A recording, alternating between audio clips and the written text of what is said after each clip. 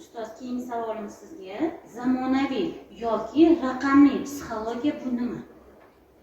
Shu haqida fikrlaringizni aytib o'tsangiz. Albatta, 21-asrda hamma narsani shakli, shamoyili ko'rinishi o'zgarib boryapti. Bu texnik taraqqiyot bilan bog'liq bo'lgan jarayon. Shu jihatdan kelib chiqadigan bo'lsak, o'z nomini o'zi ham bir sal eshitish g'alatiroq, texnik psixologiya, zamonaviy psixologiya jihatlar. Lekin zamon o'zgarib, inson o'zgarmaydi. Faqat ularning fikri, qarashlaridagi o'zgarishlar mavjud bo'ladi. Shu jihatdan olib qaraydigan bo'lsak, bizni fundamental tadqiqotlar saqlanib qolishi zamonaviy psixologiyani texnik jihatdan yondoshni o'zgartirish maqsadiga muvofiq bo'ladi. Hech bir nazariya bugungi eskirgani yo'q. Faqat mana nuqtai nazar bo'yicha u texnologiyaga muvofiqlashtirilyapti.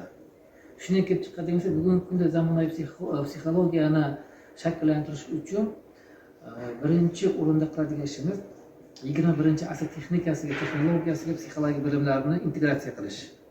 Bu birinchi o'rinda turadi. Ikkinchi o'rinda aynan mana shu integratsiyani tashkil etadigan mutaxassislarni qaytadan tayyorlashni, dasturlarni zamonaviy nihoyatda ko'rib chiqish. Uchinchidan, aynan xalqarodagi Yevrostandart talablariga javob beradigan dasturlarni ta'lim mazmuniga singdirish va ta'lim jarayoniga olib kirish. To'rtinchidan, mana shu dasturlarni olib kirishga muvofiqlashtirish o'qituvchilarni ham bugungi kunda kasbiy kompetensiyasini malaka oshirish kurslari orqali qaytadan tayyorlash va muvofiqlashtirish maqsadga muvofiq bo'ladi. Chunki biza aytayotgan bittasi zamonaviy psixologiya degan bilan yoki nimanidir olib qo'ygan bilan zamonaviy bo'lib qolmaydi. Unga kerak bo'lgan barcha resurslar hammasi kompakt holatda, muvofiqlashtirilgan holatda tayyorlanishi, muvofiqlashtirilgandagina bugungi aynan 21-asrning zamonaviy psixologini tayyorlashi mumkin bo'ladi. Bu birinchi holati. Ikkinchi holati, yana biz ham ikkinchi jihatga to'xtalishimiz kerak. Zamonaviy psixologni tayyorlashda bugungi an'anaviy o'qitish metodikasidan qaysidir jihatda o'zgartirish vaqti yetib keldi. O'zgartirish kerak. Klassik yondashuvlardan ma'lum jihatdan voz kechishimiz kerak bo'ladi. Bugungi kunda O'zbekistonda umumiy psixolog tayyorlanyapti. Tor sohadagi psixologiya mutaxassisligini tayyorlash, zamonaviy psixologlarni tayyorlash ilk qadam hisoblanadi. Va bugungi kundagi zamonaviy psixologlar tor sohada chuqurlashtirilgan va professional bilimga ega bo'lgan mutaxassislarni shakllantirish davr talabi va shunga yo'nalganlikni ta'minlash, shu bilan bir vaqtda ta'lim jarayonida zamonaviy laboratoriyalarni olib kirish orqali va raqamli texnologiya bilan ishlash ko'nikmasini shakllantirish aynan mana shunga urg'u beradi. Va domla to'g'ri aytib ketdilarki, stress haqida gapiryapti. Bugungi kunda aytish kerakki, zamonaviy psixologiyada hatto psixolog o'zida stress paydo bo'lib qolyapti. Nimagaki, shunchalik informatsiya oqimi ko'pki, o'sha informatsiyalarni analiz qilishni o'zi bugungi bizni tabiiy intellektimiz bilan bog'liq bo'lgan jarayonda juda kuchli bosim beryapti. Nafaqat bolalarda, kattalarda ham stress darajasi ortib boryapti. U birinchi jihati. Ikkinchi jihati shundaki, informatsiyalarni almashinuvdan tashqari ulardagi haqiqatlik degan narsa bor. Bir informatsiyani o'qisa, ikkinchi informatsiya rad etyapti. Miyani o'zida kurash ketyapti. Qaysi bir to'g'ri? Qaysi biriga ishonish kerak? Ma'lum vaqtdan keyin uni inkor qiladigan informatsiyalar paydo bo'lyapti. Aynan zamonaviy psixologiya shunaqa metodika tizim ishlab chiqish kerakki, psixologiya mana shu informatsiya oqimlarini rang-barangligidan ham insonlarni himoya qila oladigan, dasturlangan yondashuvlarni insonlarga tatbiq eta oladigan va ularni shu holatda faoliyat tashkil etishga xizmat qiladigan omillar bilan muvofiqlashgan bo'lishi taqozo etiladi. Hozirgi davrda raqamli asrga keldik. 4-5 asr oldin Pifagor aytgandi. Inson psixikasi, umuman hayot bir raqamlardan iborat deb ta'kidlaganda, mana shu davrga keldik. Lekin raqamli texnologiya hozirgi vaqtda shaxsning rivojlanishiga, psixikasiga qanday ta'sir etyapti degan savollar juda ko'p berilyapti va dolzarb bo'lyapti. Va hali dastlabki vaqtlarda inson raqamli texnologiyaga kelganligi sababli hali mavhumligicha bo'lib turibdi. Endi lekin biz quyidagicha taxminlarni aytishimiz mumkin. Birinchidan bu yoshlarimizni raqamli texnologiya ta'sirida aqliy dangasalikni keltirish chiqarish ehtimoli yuqoriligini bilan isbotlashimiz mumkin. Hozirgi vaqtda talabalarni ko'rib turibmiz, biron topshiriqlar bersa, albatta o'sha sun'iy intellektdan foydalanib bizga materiallarni nima qilib taqdim etyapti. Endi ikkinchi tarafi nafaqat bu raqamli texnologiya kirib chiqsa ularni psixikasi, balkim ruhiyatiga ham, qolaversa uning qarashlariga ham nima qilyapti? Ta'sir etyapti. Bu sun'iy intellekt, raqamli texnologiya degani demak insonni bevosita ta'sir etib, uni boshqarishga olib kelyapti, sekin-sekin boshqarishga. Shuning uchun biz nima qilishimiz kerak? Bu raqamli texnologiya asrida raqamli texnologiyalardan foydalanishni bilishimiz kerak, lekin to'liq unga qaram bo'lib qolishimiz noto'g'ri hisoblanadi. Va bu esa inson psixikasi har doim mustaqil harakat qilish va o'z ustida ishlash bilan bevosita bog'liq. Eng muhim tarafi biz raqamli texnologiyalarni taqiqlashimiz kerak emas.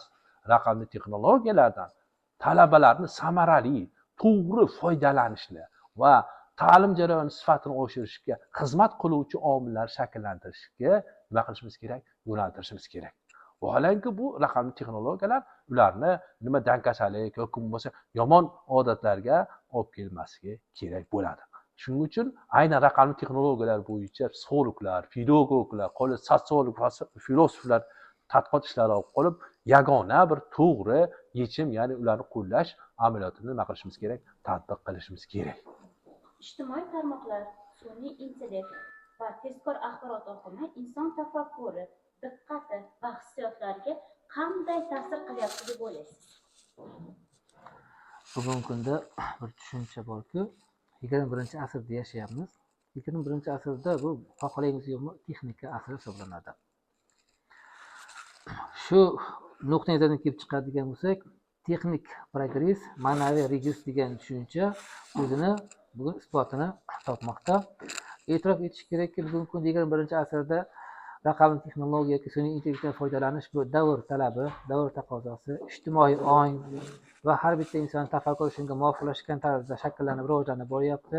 Chunki bugungi bolamiz yoshligidan texnologiya bilan informatsion aloqalarni o'rnatish, ular bilan muloqot qilish ko'nikmalariga ega bo'lgan holatda shakllanib, rivojlanib boryapti. Endi bizda oldimizda ikkita yo'l turibdi. Birinchi yo'l. Bundan qanaqa foydalanish kerak? Biz cheklashimiz kerak emas. Aksincha, bundan samarali va maqsadli foydalanish metodikasini ishlab chiqish kerak.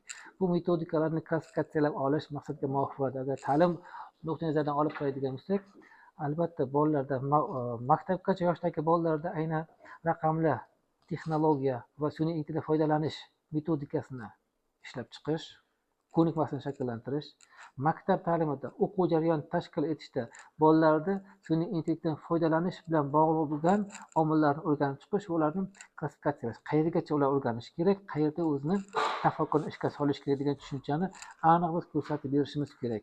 Agarda bundan nomaqsadli foydalanadigan bo'lsak, uni mutlaqo foydalanish bolani ruhiyatiga, psixologiyasiga, qolaversa bilish jarayoniga qancha ta'sir o'tkazishi va bolalarda tafakkur yigitligini keltirib chiqarishligi bilan bog'liq bo'lgan narsani nafaqat nazariy jihatdan, balki ilmiy tadqiqot darajasida o'rganish davr taqozosi sifatida baholanmoqda. Shu nuqtai nazardan kelib chiqqan holatda men taklif bergan bo'lardimki, aynan psixologiya, pedagogika sohasida bitiruv malaka ishlari, magistrlik mavzulari qolaversa, fan nomzodlik, dissertatsiya mavzularini aynan mana shunga yo'naltirish va bugungi aktual masalalarni qo'yish maqsadga muvofiq. Ikkinchi masala, aynan mana shu sun'iy intellektdan foydalanish ularga nima beradi degan savolni qo'yish kerak. Sun'iy intellektdan foydalanish bugungi kunda zamon bilan hamohang yashash bilan bir vaqtning o'zida yangi innovatsiya texnologiyalarni ishlash va ular bilan boshqa fanlar aro integratsiyalarni ta'minlab berish, shu bilan bir vaqtda kasbiy kompetentlikni rivojlantirishga xizmat qiladi. Nega deydigan bo'lsa, bugungi kunda sun'iy intellekt faqat bitta material emas, bir qancha bazaga ega bo'lgan materiallarni tortib berish, qolaversa barcha tillardagi materiallarni tortish va o'rganish imkoniyatini yuzaga chiqaryapti. Bu uni yutug'i. Biz demak har bitta bugungi kunda raqam texnologik yutuqlardan maqsadli foydalanish va ularni rivojlanishiga xizmat qildirishga yo'naltirishimiz maqsadga muvofiq.